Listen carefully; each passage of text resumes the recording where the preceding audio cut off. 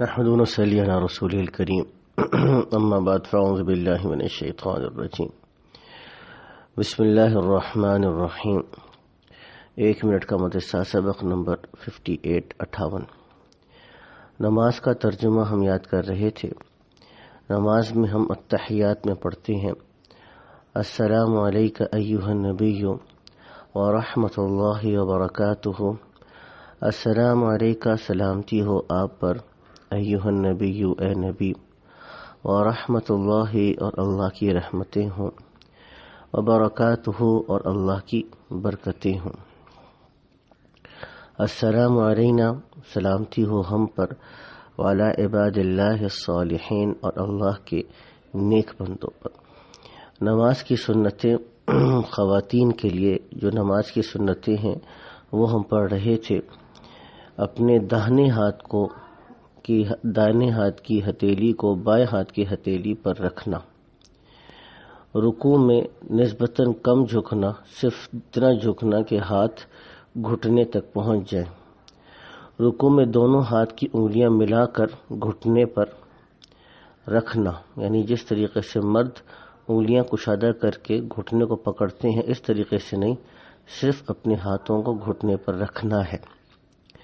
بڑے بڑے گناہ جو بغیر توبہ کے معاف نہیں ہوتے، سود کا لینا، سود کا دینا، سود کا لکھنا اور سود پر گواہ بننا۔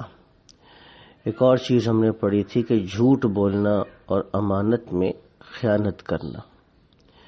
گناہ کے نقصانات جو دنیا میں پیش آتے ہیں، گناہگار شخص اللہ کے نزدیک بے قدر اور ذلیل ہو جاتا ہے اور مخلوق میں بھی اس کی عزت نہیں رہتی۔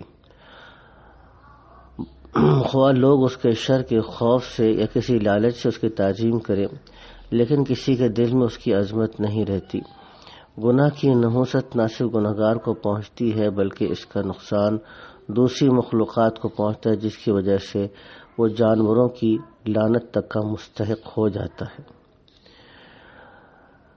نیکیوں کے فائدے، دین کے فائدے جو انسان کو ملتے ہیں، فرشتے مرتے وقت جنت کی اور وہاں کی نعمتوں کی اور اللہ کی رضا کی خوشخبری سناتے ہیں۔ بعض عبادات میں یہ تأثیر ہے کہ اس کی وجہ سے معاملے میں تردد اور فکر دور ہو جاتا ہے، اور اسی طرح رائے قائم ہو جاتی ہے جس میں سراسر خیر اور نفع ہے، نقصان کا احتمال ہی نہیں رہتا، جیسا کہ دعا استخارہ پڑھ کر دعا کرنے سے۔ بعض عبادات میں یہ اثر ہے کہ اللہ سبحانہ وتعالی اس کی